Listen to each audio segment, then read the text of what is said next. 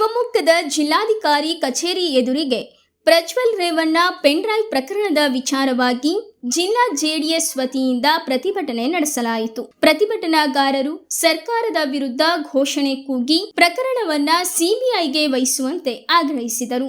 JDS ಜಿಲ್ಲಾಧ್ಯಕ್ಷರಾದ Kadidal Gopal ಅವರ ನೇತೃತ್ವದಲ್ಲಿ ಪ್ರತಿಭಟನೆ ನಡೆಯಿತು. ಪ್ರತಿಭಟನೆಯಲ್ಲಿ ಶಾಸಕಿ ಶಾರದಾ ಪೂರ್ಯ ನಾಯಕ್, ಮಾಜಿ ಶಾಸಕ ಪ್ರಸನ್ನಕುಮಾರ್, ಜೆಡಿಎಸ್ ನಾಯಕಿ ಶಾರದಾ ಅಪ್ಪಾಜಿಗೌಡ ಸೇರಿದಂತೆ ಇನ್ನೂ ಅನೇಕರು ಭಾಗಿಯಾಗಿದ್ದರು.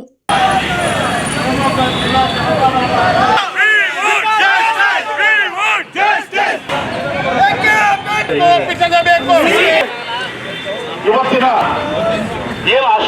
SIT ತನಿಖೆಯನ್ನು ರದ್ದು ಜಿಲ್ಲಾ ಪೆನ್ ಡ್ರೈವ್ ಪ್ರಕರಣವನ್ನ ಸಿಬಿಐಗೆ ವಹಿಸಬೇಕು. ಯಾಕಂದ್ರೆ ನಾವು SIT ಮೇಲೆ ನಮಗೆ ನಂಬಿಕೆ ಇಲ್ಲ. ಆದ್ರಿಂದ ಸಿಬಿಐಗೆ ವಹಿಸಬೇಕು ಅನ್ನೋದು ನಮ್ಮ ಎರಡನೇ ಬೇಡಿಕೆ.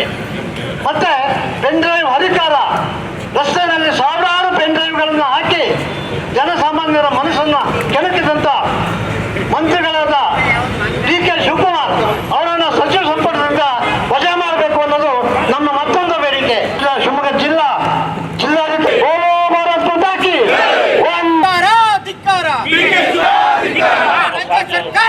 ಪಕ್ಷದ ಕಚೇರಿಯಿಂದ ಎಲ್ಲ ನಮ್ಮ ಪ್ರಮುಖರು ಸೇರಿ ಜಿಲ್ಲಾಧಿಕಾರಿಗಳಿಗೆ ಮನವಿಯನ್ನ ಕೊಡ್ಲಿಕ್ಕೆ ಬಂದಿದ್ದೀವಿ.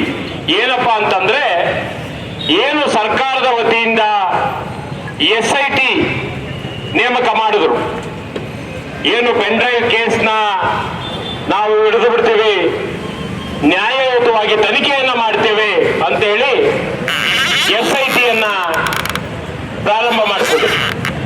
SIT ಮುಖಾಂತರ ಅಪರಾಧಿಗಳನ್ನ ಹಿಡಿತೀವಿ ಅಂತೇಳಿ ಪ್ರಾರಂಭ ಮಾಡಿದ್ರು.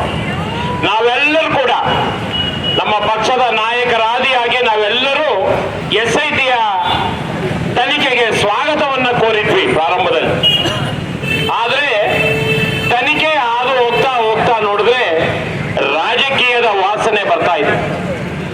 ಯಾರು ಪ್ರಮುಖ ನಾಯಕರುಗಳನ್ನ ಶಿಕ್ಷಿಸುವಂತ, ಅಲ್ಲ ಸಲ್ಲದವರನ್ನ ಈ ಕೇಸ್ನಲ್ಲಿ ತರುವಂತ ಕೆಲಸ SIT ಅಧಿಕಾರಿಗಳಿಂದ ಈ ಕಾಂಗ್ರೆಸ್ ಪಕ್ಷ ಮಾಡ್ತಾ ಇರುವಂತ ಕೆಲಸ ಬಟ್ಟ ಬಯಲಾಗಿದೆ. ನಿನ್ನೆ ದಿವಸ ಮ್ಯಾಜಿಸ್ಟ್ರೇಟ್ರೇ ಕೇಳಿದ ಹಾಗೆ ಇನ್ನು ಮುಂದಿನ ದಿನಗಳಲ್ಲಿ SIT ಅವರು ಯಾರ್ಯಾರನ್ನ ಕರ್ಕೊಂಡು ನಿಲ್ಲಿಸ್ತಾರೋ ಅವರಿಗೆಲ್ಲ ನ್ಯಾಯಾಲಯ ಚೀಮಾರಿ ಹಾಕ್ತದೆ ಮುಂದಿನ ದಿನಗಳಲ್ಲಿ. ಇದನ್ನೆಲ್ಲ ನೋಡಿ ಇದು ಸರಿಯಾದ ರೀತಿಯಲ್ಲಿ ತನಿಖೆ ಸಾಗ್ತಾ ಇಲ್ಲ. ಇದಕ್ಕೋಸ್ಕರ ನಾವೆಲ್ಲರೂ ಕೂಡ ಸೇರಿ ಒತ್ತಾಯವನ್ನ ಮಾಡ್ತಾ ಇದ್ದೀವಿ, CBI ತನಿಖೆಗೆ ಕೊಡಬೇಕು ಅನ್ನೋ ಉದ್ದೇಶದಿಂದ ಇವತ್ತು ನಾವೆಲ್ಲರೂ ಕೂಡ ಬಂದು ಜಿಲ್ಲಾಧಿಕಾರಿಗಳ ಮುಖಾಂತರ ರಾಜ್ಯಪಾಲರಿಗೆ ಮನವಿಯನ್ನ ಸಲ್ಲಿಸ್ತಾ ಇದ್ದೀವಿ.